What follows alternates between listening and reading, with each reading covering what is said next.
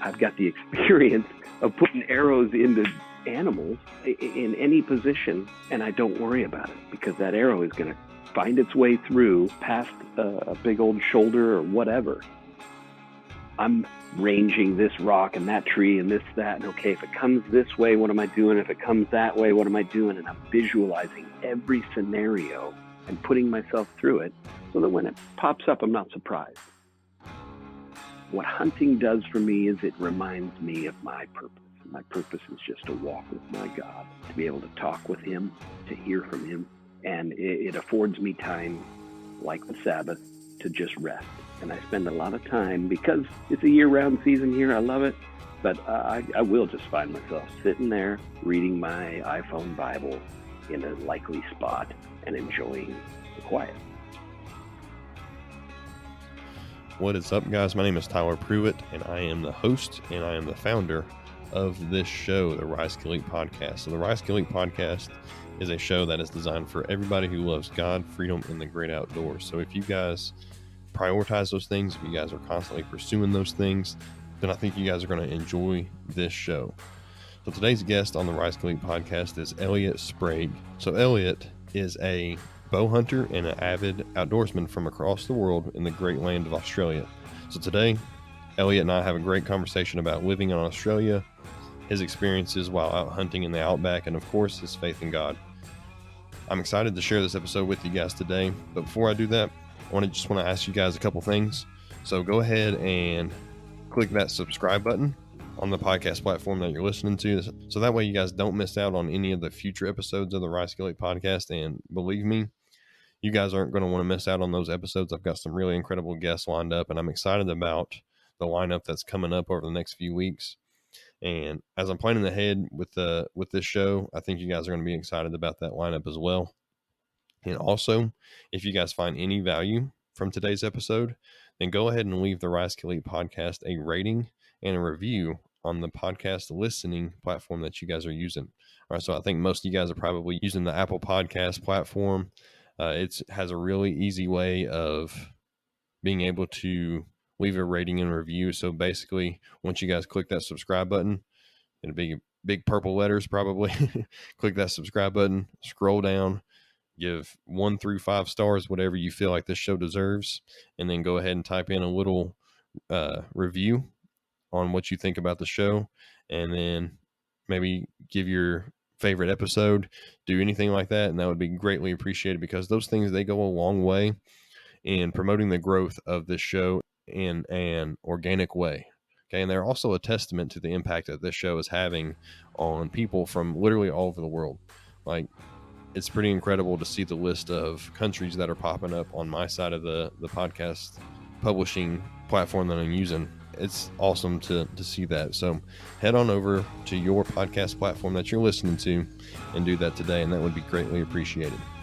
So without further ado, let's go ahead and dive into my conversation with Eliot today on the Rise to Elite Podcast.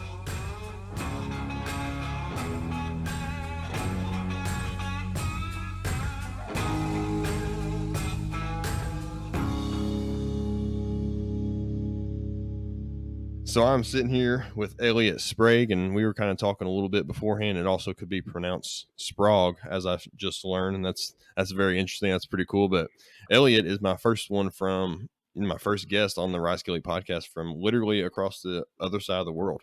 I've had at least one other international guest at this point, but you're the first one who is literally on the opposite end of the earth from me, and it's so cool for us to be able to connect, using technology. And technology is one of those things that when it's working, it's great, but whenever it's not, like we were kind of experiencing a minute ago, when it's not, then it can be a little bit of an issue. But I'm just thankful that we were able to kind of connect here. I'm over here in Kentucky, you're over in Australia, and it's crazy that we can have this conversation through our computers. So thank you for being on the show, man. It is crazy that it's crazy that God moved me all the way over here. Really, I mean, that's just it's never something I ever would have thought in a million years. I'm originally from Nebraska, and what Nebraska boy thinks, hey, I'll be in Australia someday, Right. But yeah, so born in Nebraska, and a dad who's just hardcore goose hunter. He's shot a 5-point whitetail. He's done a couple of other things, elk in Colorado. He doesn't care about any of that. All he wants to shoot are geese all day long. And I think there's a lot of them out there in Nebraska too. Oh man, that's how he lives for it. And his retirement and everything is just he's done some crazy stuff. Like he built a barge in the 70s that there's a whole community of goose hunters and duck hunters that took some like irrigation pipes, made barges that they'd put their tin boats in and drive around a floating island in like Lake McConaughey and those rivers. Anyway, he turned one into a giant goose in like 78. He's just a silly old man for his geese. Anyway, so you could drive a 20-foot goose around on the lake just because I don't know, post-traumatic stress from Vietnam or whatever it was that made him do that. Talk about a serious decoy. I mean that add that into your decoy spread and see how that works out for you. Oh man, so how are things going all the way over there on the other side of the world? Like, it's a pretty crazy world that we live in right now. So how are things doing? Well, Australia it's not really what you think of the the Mick Dundee and everybody's in the outback and everybody's wild. It's a very, very civilized community, but at the same time, it's extremely careful, cautious, and afraid a little bit. No offense to Australians, but it's culturally, this coronavirus thing, we've had like maybe 100 deaths and everybody's freaking out. And it's like, we've got to lock down and we've got to stay at home and very fearful. And definitely took a toll on our deer hunting this season. Like we were locked down right in the middle of April. And that's the 2 weeks. It's like locking down September in America for archery hunters, right? And that's all I do is bow hunt. But our fallow rut, the fallow deer is what we've got here. That was shut down. And I woke up in April every day just raising my fist going, why? This was going to be my year. Anyway. So they had no season? They just kind of skipped over the deer season this year? That's exactly what happened. Oh man, that's crazy. Yeah. I wonder what the thinking behind that was. I'm sure, the idea of people getting out and that kind of thing, but you would think, I know for me personally, like, because we had our lockdown, it was kind of going on, everything was kind of shut down around April, which is like turkey season over here, spring turkey. And I was actually able to hunt more because I didn't have to, travel to go to work, and I was able to, I was working from home, so I was actually able to get some more hunting done. And, I can tell you right now, I had nobody within miles of me when I was out on a farm turkey hunting. So that's crazy. That's the mentality around it. Yeah, it was, and that's like, that's why I question what's going on in this world. Why are we, why can't I go to the forest? Why can't I go by myself to the forest? And, it was, well, some people would just go to the forest. Others might stop in and get a hamburger at the local shop and spread the coronavirus from Melbourne into the rural districts and blah, blah, blah. And I was like, yeah, I don't know, whatever. Yeah. So it is what it is. And well, next year should be better. I got to sneak away a little bit. You could travel if it was work related. So I went and, quote, did some work on a buddy's farm. And his farm it's shot by the neighbor kid, though. Every night spotlighted with a kid on a four-wheeler. And so all the big heads were gone. I popped a young fallow buck at about 18 meters lengthwise. It was a pretty amazing I'd never really shot fully lengthwise on a deer, but I knew that my setup could do it. And I'm talking, it was front on at me. And the arrow, I shoot a 605 grain arrow with about 19% FOC, which it just went right through it, front shoulder, exited the pelvic ramp, came up like a skateboard ramp, and the arrow flipped up. And I was just kind of looking at the whole situation like, what the heck just happened there? And I watched this arrow kind of tumble up backwards over his back. Like, what did I hit? And then when I found the deer, I was like, wow, that thing went through lengthwise and wasn't stopping for nothing. But anyway. That's awesome. That's awesome. So how tricky is it to actually hunt fallow deer? And I've heard all kinds of stories, and I've seen some videos and that kind of thing of some guys going out and doing it. And how tricky can it be compared to like, I don't know, I guess like elk or blacktail or whitetail or whatever? Right. So they make an amazing croak. If you go on YouTube and you listen to the grunt, the croak, the fallow croak, it's like they call the hunter.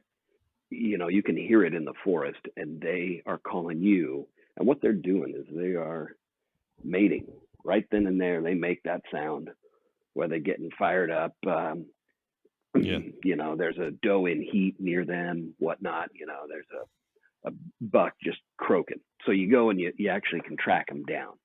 Now, you don't see the young ones doing that a whole lot. I mean, maybe they do, but they get chased off real quick if they make some sounds like, hey, I want some ladies, the big ones, right. Get them out of there. But so they're they're a herd animal, and they're easy, but they're still deer, man. Like every time I've gotten next to the big one that's mating, within bow range, well, the doe that he's mating, that's the one who's looking around and catches me, and she runs off, and he just follows, and he has no idea I was even there. He has no idea why. One thing on the mind. Yeah. So what do you think of when you hear of Australia? What are you picturing? Honestly, there's a lot of Whenever I hear Australia, honestly, the first thing I think of is like the Crocodile Dundee, the Steve Irwin type. The first thing I think of is like Australia Zoo, like Sydney, the Opera House. Like, I mean, a lot of that's, I guess, the cultural upbringing of, Americans, and that's kind of what we kind of associate Australia with, because those are the images that we see and that kind of thing. And I've listened to a lot of guys who hunt over in Australia. I've seen some videos and that kind of thing, and kind of seeing different parts of the country itself, and it's actually pretty diverse. I mean, after I've kind of educated myself more on it, but whenever even today, like my first image that pops in my head whenever I think of Australia is the Crocodile Dundee, the Steve Irwin, and the accent like that, the Australian accent. I can't, get that out of my head whenever I think of the country Australia. There is a lot of red dust here, but like where I live in Melbourne, way down south, it is a lot like Oregon, where I'm, kind of grew up most of my life, and it's green and it's lush, and there's, it's a gum forest, which is a bit different than pines and stuff like that. But it is diverse, just like you said. And like that farm I was just hunting at, I was hunting fallow, and a kilometer away, was the beach where I could have been diving for some lobster and spearfishing for, whatever kind of reef fish are right out there. Like it's pretty fun that there's that much to do here.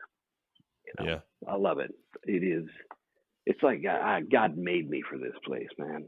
I love it. That's great. So where did all that kind of, start for you? The whole, interest in the hunting, the whole interest in being in the outdoors, and then of course, eventually ending up over in Australia. How did that kind of turn out for you? So growing up in Oregon, and I've had a couple stepdads, and none of them were really into hunting or too much, but they were super supportive. I wanted to get a bow when I'm 12. My dad got me shotgun when I was 10 and started my gun collection. And all my life, I've just been doing that stuff. Growing up in Nebraska in the summers, visiting my dad, bass fishing, etc., coming back to Oregon and going, what do I do with this steelhead salmon stuff? How do I, I just wanted to go fish. I had to figure that out. Got into fly fishing, taught myself how to fly fish because, I don't know, it was the 90s. There's no internet. And you just, when you grow up in Oregon, it's all around you, the green and the rivers and you do it if you want to. It's there. So I figured it out, and it just became a super duper passion. And it even took my stepdad was a football coach, high school football coach. And so, of course, I played ball and even got some interest from colleges to play at the university level. And I just quit. After my senior year, I was like, nah, I'm going to Boise State because there's a river running through campus, and that's my college. That's where I'm going because I'm going to fly fish and I'm going to go to the mountains, and that's all I want. I probably spent, I think, about 9 years trying to get my 4-year degree because I was following my fly rod all over the West. Took a job in the Tetons, managed a fly shop in Moran, Wyoming for a bit, up in the Teton Park. That was cool. And then, I worked for the BLM on the Deschutes one summer, and that kind of cut into college, a bit of the spring and the fall term, and I didn't care. I didn't, I've heard of the 5 and the 6 year senior, but never a 9 year. Yeah. I went back to Oregon State, and I just was all over the shop, and it didn't. It's interesting now that I have my own kids, and I don't push them for college. I've got I'm a little all over the shop because I don't want to bog the story down here with. Then I actually was in the tech game after college. After my 9 years, then I'm settled down. I met my wife back when I was 12. Well, I re-met her when I was 25, and I was like, oh yeah, I forgot I was going to marry you, and so I marry her. And then God moves me into this tech business where I'm working in the Apple computer realm in about 2000. And we grow this business out of this house to a $40 million company. And all the while, I'm building a drift boat because I'm still looking at, all I want to do is fish. I want to fly fish, and I want to provide somehow that the money just pays for me to fish. So let's build a boat business. That way I can just have the excuse and justify my means to fish all the time. I'll build a boat business. So I did that for 7 years while I was working in the Apple world. All that came crashing down about 2008 at the global financial crisis stuff, all that. Mm-hmm. My wife's like, let's move to Australia. Jayco in America. There's also a Jayco Australia that was started in the 70s by an Australian. Very cool company, old Jayco. That camper that, you raise the roof and the beds come out. That was patented in the U.S. The guy in the 70s in Australia brought it over to Australia and kind of built a market around that patent. That company in Australia saw my boat stuff and brought us all over here. Saw the trailer that I had built and that kind of stuff, and brought me onto the R&D shop over here. And I worked for them for several years and started making my life in Australia. As soon as I got here, I really didn't want to come. I was like, that's a big move. I'm a fly fisherman, and I'm not going to the driest continent in the world. What are you talking about? And I was like, why?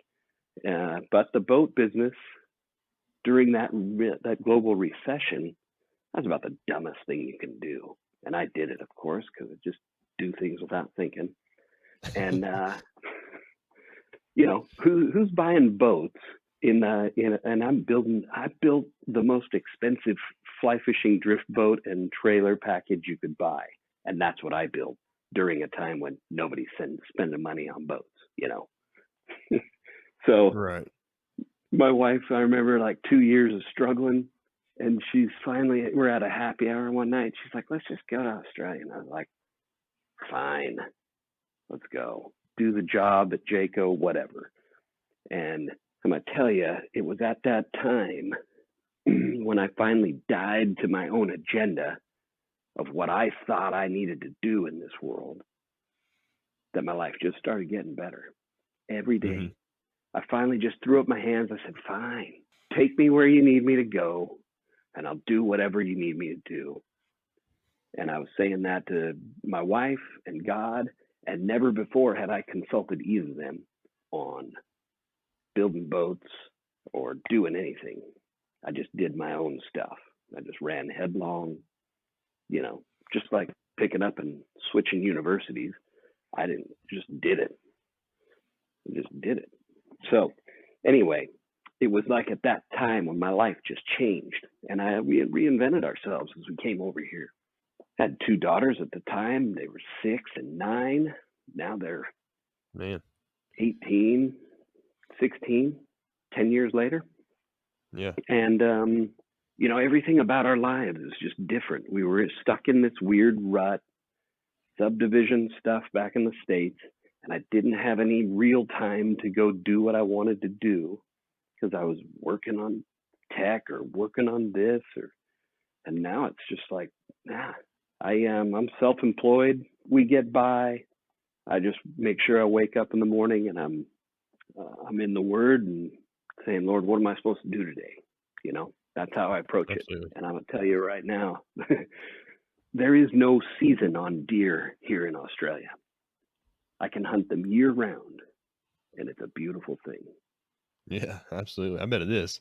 So how was that like whenever you guys first ended up over in Australia? What was it kind of a culture shock? Have you had ever been to Australia prior to that, or was it just like, let's pack up everything, let's go, and just kind of make it happen? Like, how did that transition kind of take place, and Yeah. how did you guys handle that transition? Well, I'll tell you, I remember standing there in Melbourne in our first week here, and I had been telling my girls, we're moving to the sun. We're moving out of gray Oregon. And Oregon, man, 2 months where you don't see the sun. Yeah. You'll go for weeks of just gray, horizon to horizon. Anyway, we're standing in Melbourne in January, and it was the first time the drought had broke for this country. And it's raining on us. And my 6-year-old daughter is we're waiting for the city tram. She looks up at me and she's like, Dad, and she's crying. I'm like, what's wrong? She said, you said we were moving to the sun. It's raining on us here in Melbourne, and it's like I've lied to them the whole time. Anyway. From the rain to the rain. Yeah. But I'll tell you the difference we made is we didn't have the TV on anymore. We just didn't like that kind of, we were in that American where we walk in and then the TV's on something. Now, It doesn't happen. And we started playing cards, the 4 of us, and we really pulled in to the family unit. And that was the first best reinvention. The Australian culture that really shocks people is the amount of time off mandated by the government. The work-life balance here is phenomenal. Like, people will take a whole month off at Christmas, which is our summer. Yeah. Shops will just close for 3 weeks.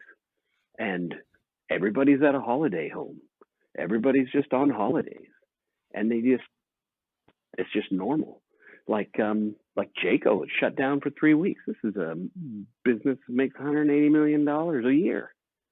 And they're like, no, yeah, sure, we could make some more money, but shouldn't we just go relax with our families? And that's the beautiful thing that is missing in America. And why I hear so many of our podcasts of hunting and whatnot, and I hear these guys, and they saving up their days for that one trip deer hunting they get to do or whatever, and I just go, oh, what a sad way to live. And I love America. I miss it. but there's a lot that I kind of go, man, we're not doing that right. It's not the let's work until we're old and gray, 60, 65, and then we can hunt however much we want. It's not the way to live. So anyway, it can definitely be tricky. Yeah, that's a lot of people, they struggle with that, that working too much, that workaholic mentality, and a lot of people don't even realize that they have that going on.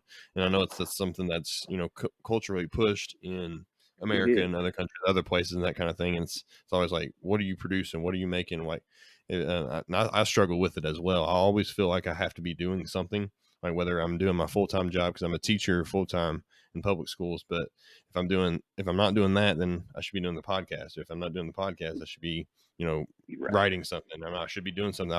I struggle with that as well. And it's there are days and there are times where I'm just like, man, I just gotta step back, because I get so worn down and I get so out of focus on what's actually important in my life. And that's, of course, spending time with family, spending time with God and those kind of things. And I lose focus off of those, trying to build something and trying to produce something. Not that that's not important, but I feel like whenever you have those times where you have the Sabbath, you have the Sabbath, and you have a time of rest, and you have a chance to recharge your batteries, you can come back to the job more ready, more focused, ready to go, ready to kind of get after it. And I noticed that when I always try to take some time around Christmas, because like I said, being a teacher, I get about 2 or 3 weeks off around that time anyways, because that's kind of when we have our winter break. But I have that time where I can, refocus, and of course, refocus on family, refocus on my relationship with God. And, coming back in January to school, I'm at that point, I'm like, okay, let's go ahead and kind of get after it again. And it's it's definitely something that I can definitely appreciate. And I've noticed a lot in my own life, and, having the TV on all the time, that's something that, we struggled with as well. As just like you said, it's part of the culture. And that's something, especially with this coronavirus deal, and everybody having to be at home and that kind of thing, we've tried to do a lot of the same thing, where we just turn the TV off, like, and let's just read. Let's, build some Legos. Let's, draw some pictures or something. Let's, have some family time. We played some board games and that kind of thing. We're actually, believe it or not, we were playing a board game before we jumped on this call. So it's those types of things, those family times, that's certainly important. That sounds like what you got going on. Yeah, I hope the coronavirus really shakes up some people to say, wow, man, what are we doing? What are we doing with our lives day to day? And anyway, but on the flip side, I say all this stuff, and I can just spend hours, sharpening knives and building arrows and doing that kind of thing, and doing not, it's a good thing, but I'm not producing the work that pays the bills. You know what I mean? Right. I'm not growing my business, and I should be. I should be doing more of that. But there's deer hunting year round in Australia, so forgive me. So I guess that's definitely something that would be a major difference in the U.S. wildlife conservation model, and kind of how, based off just kind of our conversation here on how Australia kind of handles hunting. Because of course with whitetail, I just use Kentucky specifically, just because that's where I live, and I'm much more familiar with how they have their season set up. But like, we'll have in the beginning of September, that's kind of when we're going into fall. Beginning of September, we'll have the first Saturday is typically traditionally the archery opener, and then we'll have September and October, and then like the first week of November, where it's all archery, and you'll have some crossbow stuff kind of thrown in there also. And then you'll have a 2 to 3 week rifle season, and then archery continues on after rifle season ends until like the middle of January. And of course, that's kind of how traditionally it is, because I think in a lot of ways, I think just because I don't know, maybe you can talk on a little bit more on the Australia side of things, but I think with US, like if you opened up whitetail season and you open up deer seasons and that kind of thing, to be year round, I know that resources would probably be cut down pretty slim pretty quickly. So that's interesting that Australia kind of has that model where they kind of do that. Here's the thing. Have you ever heard like old Adam Greentree is an Australian prolific bow Yeah. hunter. He's on Joe Rogan all the time. Yeah. And he was under some scrutiny for where he was hunting, maybe with his bow. I heard about that. You know, yeah. And it's a small community here, but let me just back up. And I watched the U.S. really terrorize him because they didn't understand. Yeah. But what they don't understand is that every deer that is on this large red island, cheetal, axis, those, the sambar, the fallow. We've got this hog deer from Sri Lanka. We've got the fallow. Anyway, all the deer, reds, they're all introduced species. They're all non-native, and white settlers have brought them here 200 years ago. Mm-hmm. Because, British royalty or Dutch whatever wanted to shoot some stuff here, so let's bring these here. And that's what they're doing here. They're an invasive species. There's no predators in Australia at all. There's no bears, no lions, none of that. So the populations kind of go nuts. And the government themselves, you don't really hear about it unless you're in the Facebook groups of deer hunters who get enraged. But the government will send out a chopper with some military rifles hanging out the side, just culling deer from the air through the forest. They just fly around, gack, gack, gack, gack, gack, gack, just decimating the population because there's a lot of them. Now, that doesn't make them easier to get in bow range. They're still deer, that there are a lot. Yeah, it doesn't make it easier to hunt them. There's still not a prolific amount where I just can go and I bring back a deer every time. Anyway, so there's the thing that Americans think, oh, well, there's a deer population and they're not managing it. Yeah, they're managing it with military rifles out of choppers, So it's a different thing. Poor Adam, he actually, I've interacted with him a bit, and he has a home that's adjacent to some state park, and maybe he walked into that boundary. He's got a huge ranch, and he may or may not have known where he was walking.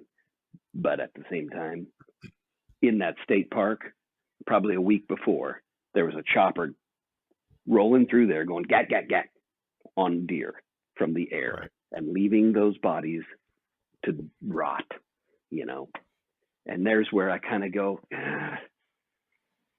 let's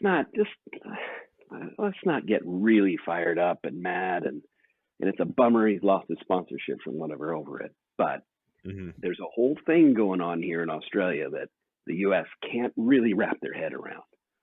So that's the difference. And I've always wanted to kind of, do a podcast with Adam and have a chat with him about it publicly for the U.S. people to get a better understanding. I saw some really violent, social media against Adam and that whole thing from a standpoint of ignorance. Yeah, you don't know. But anyway, so that aside, I remember whenever all that kind of was going down, I was listening to, I don't remember, I know Cam Haynes was on the conversation. I know a few other guys were too. I don't remember who all it was, but it was kind of right around that time that that was kind of taking place. And they were pretty critical. And those are all guys that were kind of always hunting with them and everything. And, the thing is, like, they didn't really go into a whole lot of the details of what actually happened. They just threw out the word like poaching. And of course, as soon as you hear poaching, especially over here in the U.S. or really anywhere, I mean, as soon as you say that word, red flags come up. It's like, all right, so what's going on? So Adam's being accused of poaching. Well, and then of course, that spiraled out of control, and then he ended up losing sponsorships and took a lot of scrutiny. And he's, and a major part is kind of out of the public light, at least there for a while. And there's just, I think a lot of it that was spun. More. It was it was crazy how how quickly it evolved, and there was very little information kind of coming out at it, other than just like he was poaching. And I Right. tried to do a little bit of research just to kind of, because I was a big fan of Adam, and I'd listened to some of his podcast interviews. I'd watched a lot of his videos, that kind of thing. I think there for a while they even had their own podcast or something, and Yeah. I was listening to a lot of his stuff, and I was really enjoying them. So to hear that initially, I was a little disappointed, but at the same time, it was like there was probably a lot of information that wasn't being told, as far as Yeah. how things are managed in a totally different country compared to where we have native deer and we have native elk here, and you have the invasive species over there, and it's just two totally different models. It is. Yeah. And it's funny you say I have never really listened to Adam on Rogan. I started listening to him and Kimmy do their podcast a little bit, but you mentioned the cultural differences. Man, swearing here, it is just a Yeah. normal occurrence. And that was one of the big things when my kids first got here. We were in grade one, my daughter comes home going, Daddy, they said the F word, and in class, the teacher didn't even get mad. And I go, what, stupid? That was kind of the F Yeah. word that we don't say, back Yeah. then. And she's like, nope, the other one, like, and they just, they just say swears, man. Yeah. And it's just part of the culture here. And I had to quit listening to Adam because I just can't hear that just coming out Yeah, I had to every be other real careful word. with him as well. Yeah, just because of that same reason. Much Joe Rogan, he he does it a lot. I mean, anyways, Yeah. but I Yeah. mean, Adam, and that was just kind of his big thing. So of course, anytime I would listen to, him on his podcast or whatever, if I would listen to an interview, I'd have headphones in and just be me. So that wasn't one I could turn on in the car going down to the store or something with the kids in the back. So. No, no. And there's so much knowledge that he has for archery that I would have Yeah, he loved does. to. I wish he could have just cleaned it up so people could have heard.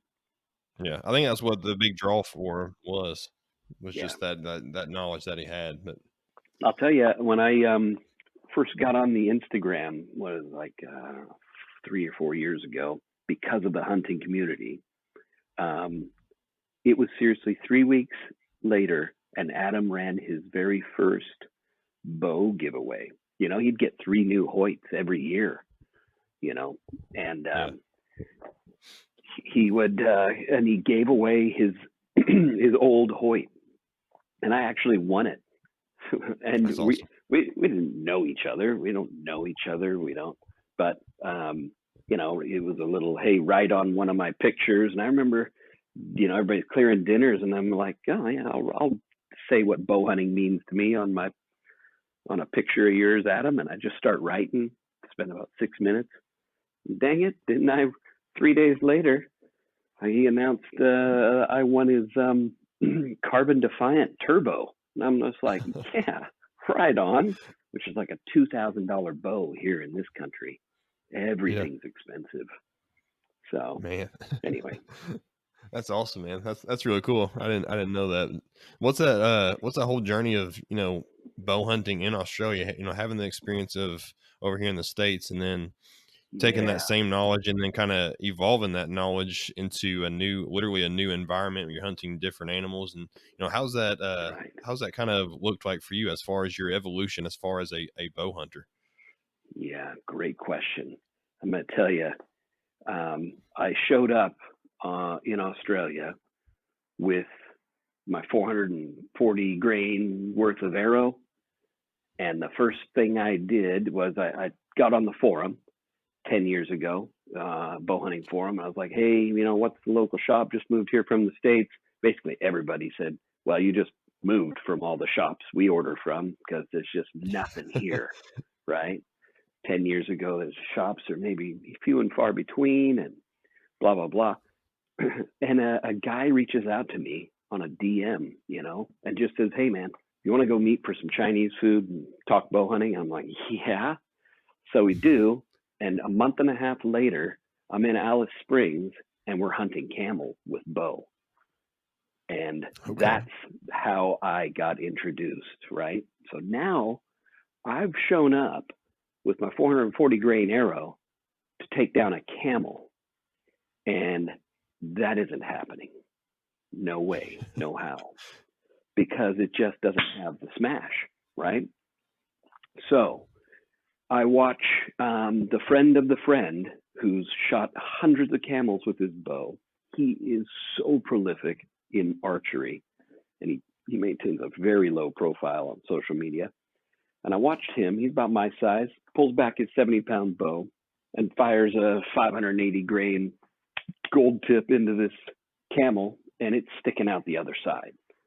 I watched my huge buddy that had DM'd me. He is a monstrous dude. He pulls back 100-pound bow. He is a silly gearhead, right?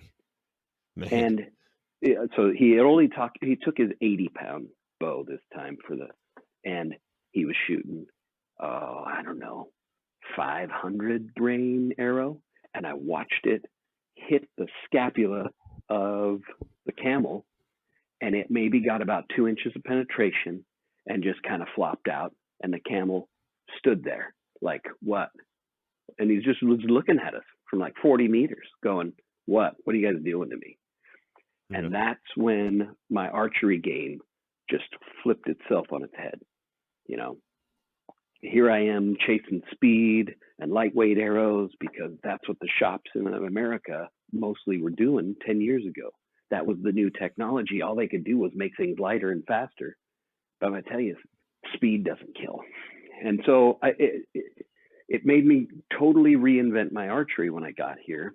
And I went and got a new 70-pound bow, totally new setup, and was shooting 595 grains. And with a 200 grain tip. And I didn't care if it was a fallow doe. Like, it doesn't matter. I'm set up. I'm not going to change my pins and gear for this or for that. I shoot 600 grains on everything, even a rabbit. But I don't really shoot rabbits because, well, I'm cheap. And my arrows are $22 worth of an arrow, and I can go down to Safeway here and buy a rabbit for $22.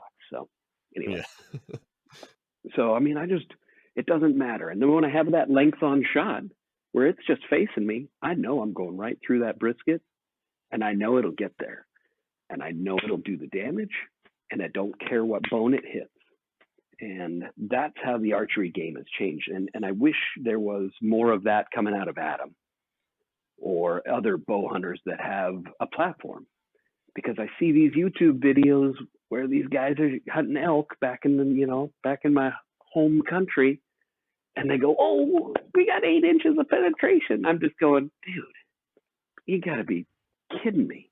Have we not learned?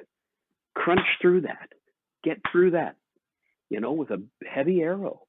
And anyway, I just wish somebody would, and I'm crazy. Americans will sit there and listen to this podcast and go, "Oh, he doesn't know anything." Well, I don't know. I've been hunting really in Australia for about 8 or 9 years.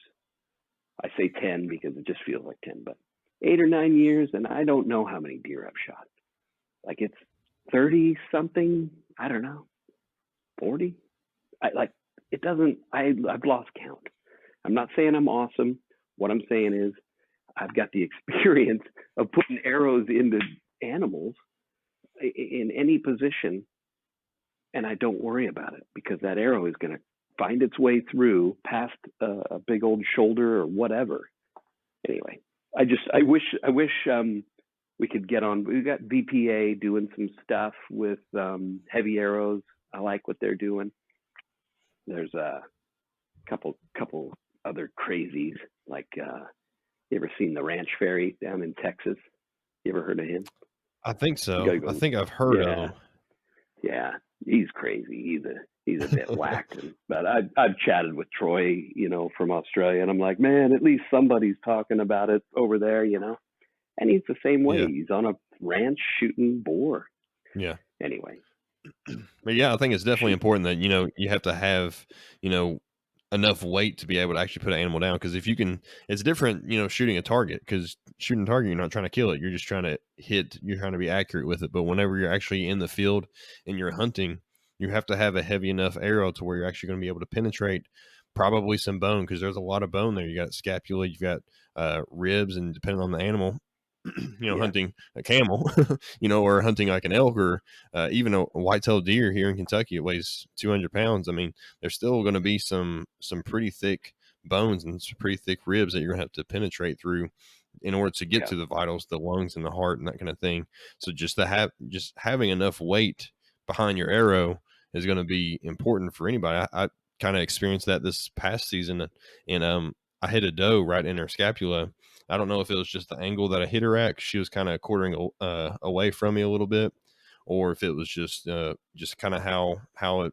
Yeah, I guess my arrow wasn't heavy enough, but it ended up deflecting right off of her scapula. It had her bleeding all over the place, but it ended up not killing her because it just kind of she had that guard there and it didn't penetrate the bone. So that's something I definitely have some experience with, but on the negative side of it, I guess. It does ask the archer to be more aware of their distance, because my arrow flies slower. I mean, I'm shooting, I loved that carbon defiant turbo. I actually thought I needed that one real bad that year and was going to sell my 2011 MR6 Matthews and blah, blah, blah. Well, I never liked it. I never liked that Hoyt, but that's all right. Hoyt's a great company. But my point is, I still shoot my 2011 Matthews. And when it crunches through, it still just does the damage from whatever angle through whatever. And I'm now shooting the Black Eagle Rampage with a 200 grain tip with they have like a 80 or 90 grain outsert thing going on. I mean, there is so much weight up in the front crunching through. But like I said, it's a speed bow, that MR6. The reason I bring it up, it's a speed bow with that eccentric cam, but it's still, if my distance is off, my arrow isn't going to hit where I need it to. And so it asks a bit more of the archer if you're shooting a heavy setup. Whereas if you got a flat line, fast arrow flying through, you could be off on your estimation and make it happen. So there is that it asks a bit more from the archer when you're shooting a heavy arrow. So I guess that's the trade-off. Yeah, I'm sure a lot of that just goes into the preparation of it and just making sure that you know the weapon that you're using. I think that kind of translates over to just about any kind of weapon you use. You just got to make sure that you know it, and how how it operates, and each thing is going to have its own little quirks, I guess, that you're going to have to kind of work through and kind of know. And I think a lot of that just comes down to practice in the field and just practice, with the weapon prior to going out and actually hunting. Because I see so many times that, I see it a lot with rifle hunters as well, is that, they'll get a rifle straight out of the box. They may go out to the range, shoot it 2 or 3 times, and then that's it. Like they get out into the field to actually hunt, and they don't know how the thing operates because they haven't really gained that experience with it. And that's amplified, I think, with bows, just because there's so many different moving parts and there's so many different things that can be manipulated, and so many different things that can be changed on it, that I think you can change a lot in the shooting style, I guess is what I'm trying to say. Just based on making sure that you're prepared and making sure that you know your weapon. Yeah, you're right on. It takes practice. You can't just show up and like, there's a lot of people that go, man, I want to go bow hunting with you, Eliot. And I'm like, yeah, okay. Well, I've got this extra bow, so come over. I've got an archery range of 40 meters set up in my driveway. You come over, we'll shoot a couple, 3, 5, 6, 7 weeks. Then you can come with me, right? You can't just hand somebody a bow and go, here we go, let's go try to put an arrow in God's creation appropriately, Right. That's the other thing, That's exactly what it is that, like whenever we're in our backyard, we're shooting targets, but in the field, whenever we are hunting, that's exactly what we're doing. There's a level of respect that we have to have for the animal in order to, put the work in order to put the practice in to make sure that we're going to be able to be lethal with a shot and we're not going to wound it. I still to this day, get a sick, nauseated feeling in my stomach thinking about that doe that I injured last year. Like, it's just because, it's just that experience, and, it amplifies the priority and to continue to practice and to continue to make sure that you invest in equipment that's going to be able to do the job. That way you don't have to experience that anymore. And that's, I can definitely agree with what you're saying there. Absolutely. And I find, like, how much more important is it when you're in America and you've got one shot in your 10-day window or 4 days that you get off or whatever, Yeah, let's absolutely. make sure that system is going to crunch through whatever angle, that deer is facing, because it might be your only shot for the year. That's true. But now I say, like you had mentioned, that nauseating feeling, there are a couple where I have thought that the shot was good and it just wasn't the right thing to do. Like, it happens. Yeah. Even with a 600 grain arrow. I put a front-on shot through the neck of a deer, and he was at about 9 meters, and it just happened so fast. I thought I was going at the chest, and it went through the neck. Blood trail was monstrous. It was monstrous.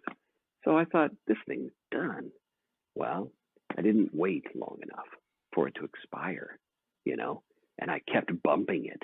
And then the sun set, and it was just it's still, I remember that it was a sandbar stag in velvet, and God, I just feel horrible still recounting that.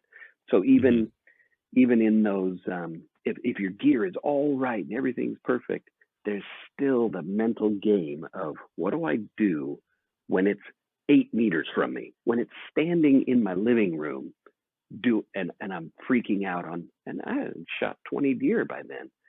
This is not like buck fever.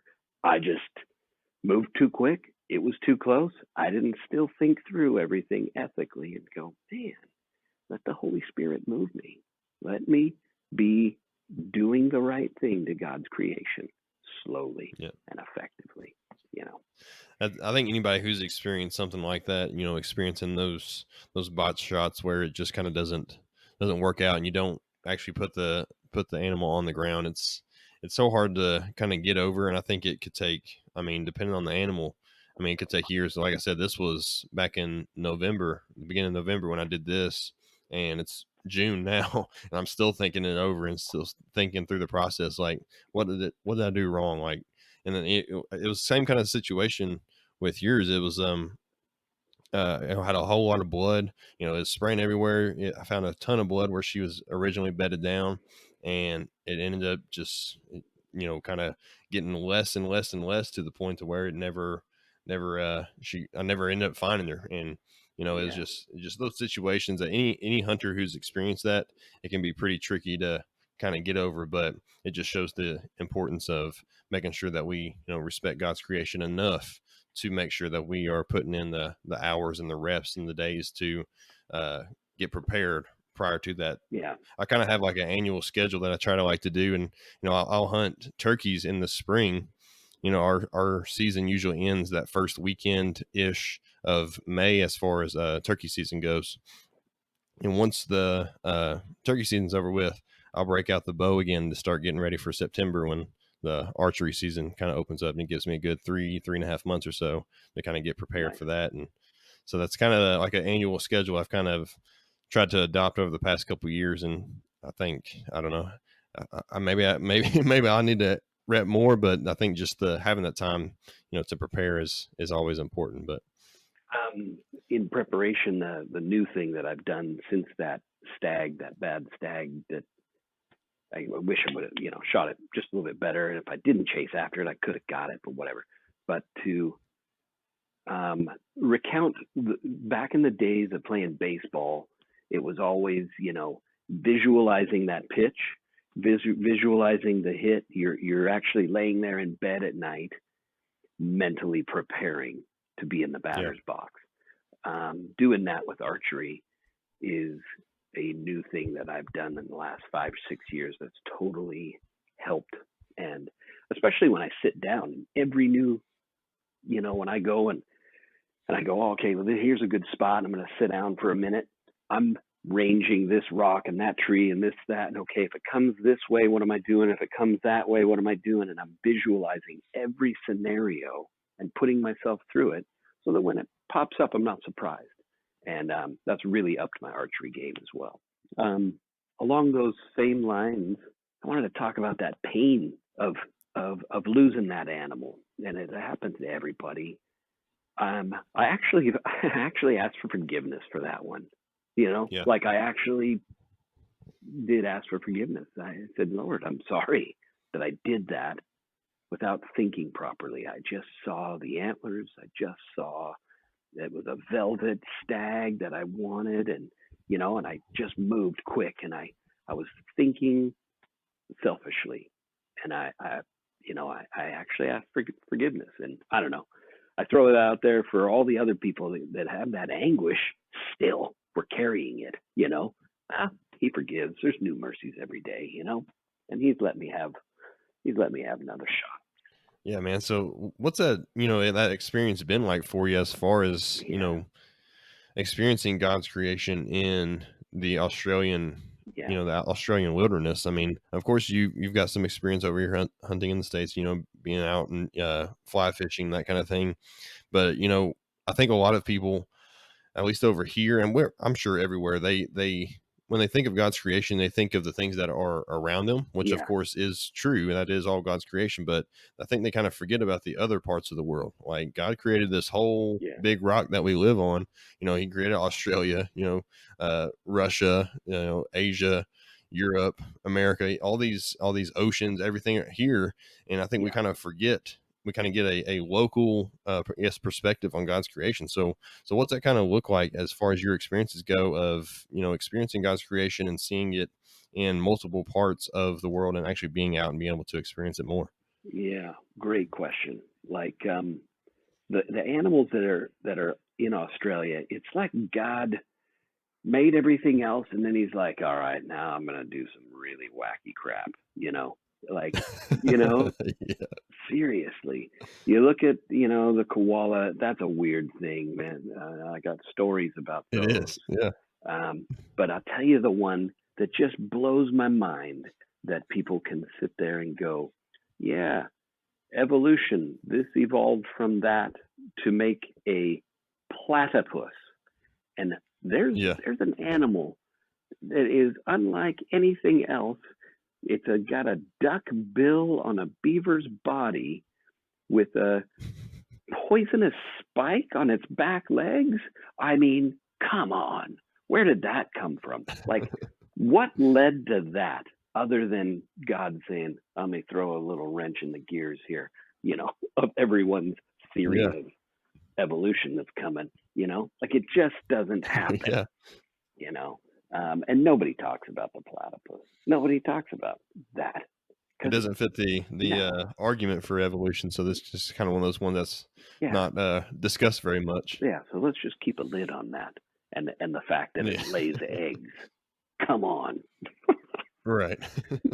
So, it's those things that just speak to his divine creation, just like Romans says, hey man, the heavens and earth declare his glory, and no man will be without excuse. And so anyway, there is some wacky animals here, and the kangaroo, you think it's cute and cuddly, man. Those things are a monstrous animal with huge pecs and biceps and triceps.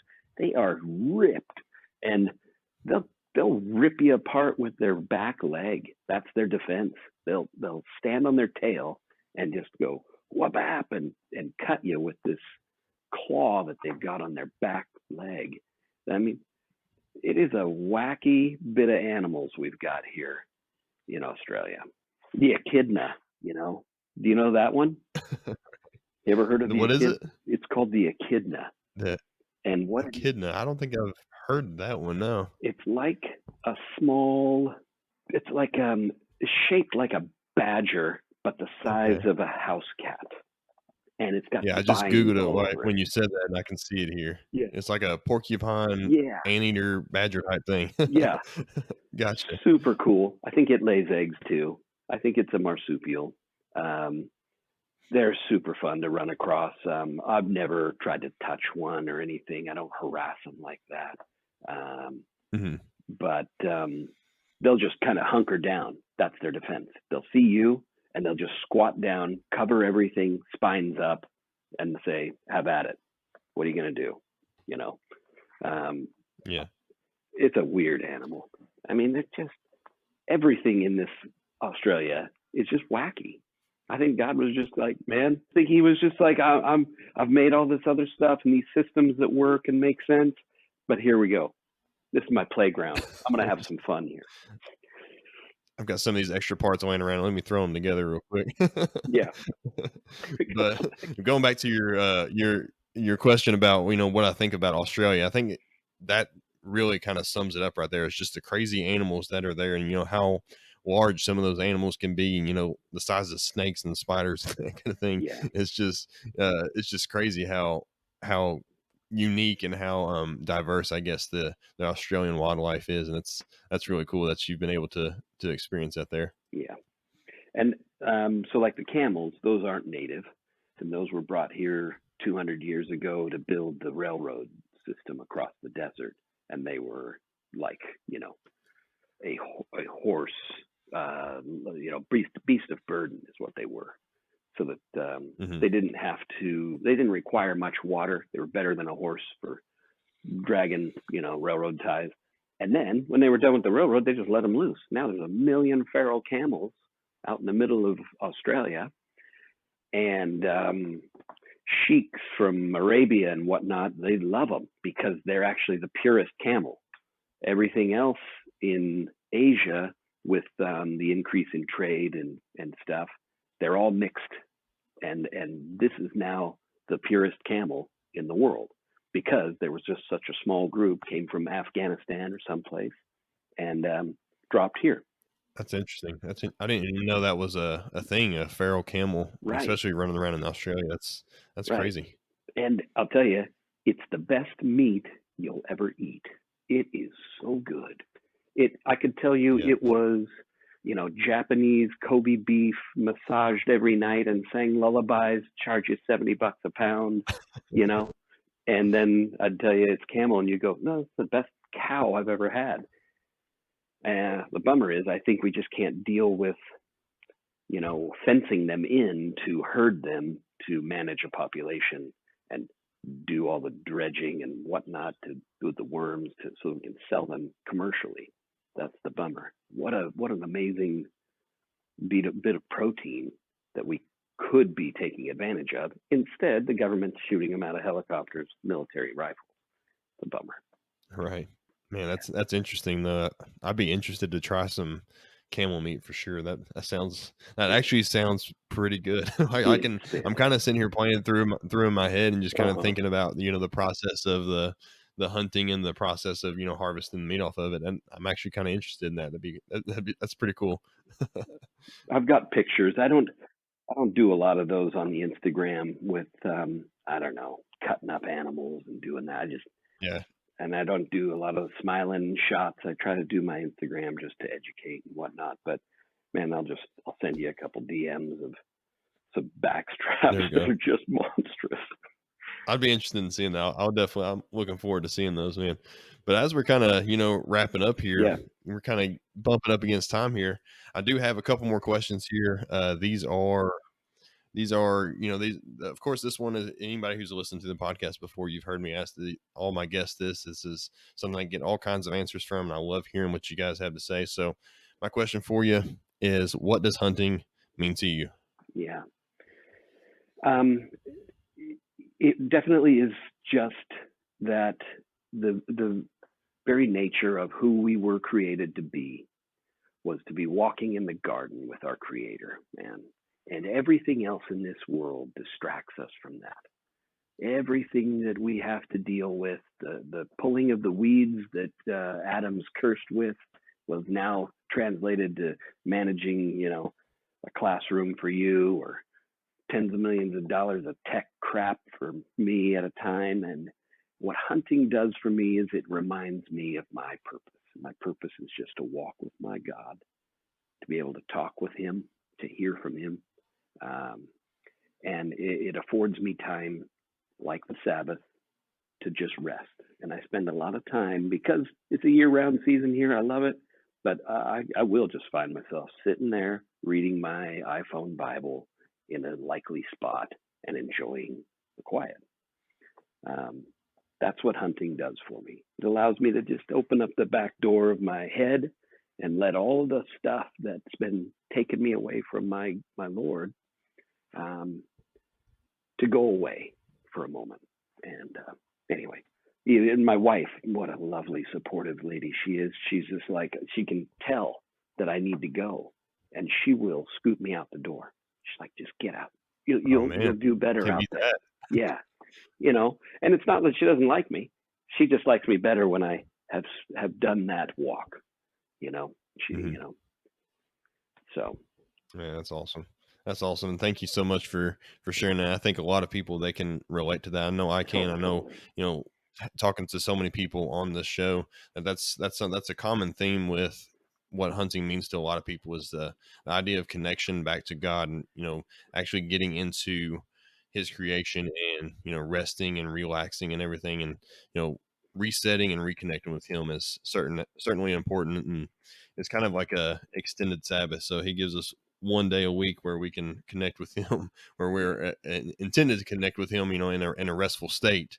And, I think that hunting, it gives us that opportunity where you're in the raw form of what he created. You're literally surrounded by trees, you're surrounded by vegetation, and the animals that are, they know God just as much as you do, because they were also created by him.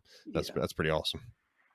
And it definitely helps when there's tons of non-believers here. I don't think we have too many believer friends. We really got our church, but we're kind of the oldest people we're 46 or so, and we're like the old people of our hipster church. But all the so we don't really have friends our age, except for non-believers, and those non-believer friends are very interested in what I'm doing with my archery and my animals, and it always affords just a little bit of an excuse to talk about God. And I'm going to tell you, those long drives, or the hike in, or the campfire with those people, man, you got to take every opportunity to tell them. And I'm saddened by the times of the 30 years prior that I didn't take the opportunity to tell people, because someday we're all going to be, on the other side of this life, and there are going to be our friends that'll be like, man, Eliot didn't tell me about Jesus and God, or whatever, what the heck? Here I am in eternity, in not a great place, and he didn't tell me, and he knew, and we hung out, So it's that's what hunting has done, is it's afforded me the opportunity to just kind of slip it in, at least slip it in. Sometimes I'll get over caffeinated on a drive home, and it's coming out of me like a fire hose, and people are just sitting there trapped next to me while we're driving. And then, well, hey, they're without excuse. So there's that. There you go. That's awesome, man. That's great to hear. And it was great connecting with you. And I appreciate you being on the Rice Kill Elite podcast with me. This was a really fun and educational conversation for me. I really appreciate you being on. And where can they connect with you and everything that you're doing? Yeah. Just anywhere that you're out there, as far as the interwebs, I guess. Right. I should be stepping it up here as soon as coronavirus really helps us get back out. But I have the Instagram @DownUnderBowman. Then I'm just starting to do a couple of YouTube videos that are just pretty much centered on, well, they're all centered on God, and it's called Mustard Center, as in when you muster up, you work at. It's always been something for me. I've always had to work for everything. Work to fly fish, work to teach myself archery, work for my relationship with my creator. I have to muster up my center. Anyway, Mustard Center on YouTube. You can find some wacky videos that I make while I'm walking around in the forest in camo. And those are the two that, reach out on DMs if you want to talk about heavy arrows, man. I'll talk about heavy arrows all day long. And I'll show you pictures of the efficacy of a heavy arrow setup. There we go. That's awesome, man. I'll make sure that I have those links and I have that information in the show notes of this show. That way everybody can just kind of go down there and check those out. And Instagram was actually how me and you also got connected. You had sent me a message saying that you were listening over in Australia. And I was like, holy cow, like this is crazy how, I'm literally sitting here in my bedroom right now in Kentucky, and that's where I record all my episodes, and it's reached people and made an impact in people's lives from all the way over there. So I appreciate you connecting with me, man. And I appreciate your friendship and, having you on the show today. So thank you so much. Hey, good job on stepping out and making a podcast and doing the work, man. That's a lot of work. And editing all of our conversations so that there's like something viable that came out of my mouth, that'll be a lot of work. So. Good on you. This was a fun conversation, but I definitely appreciate it, man. Thank you.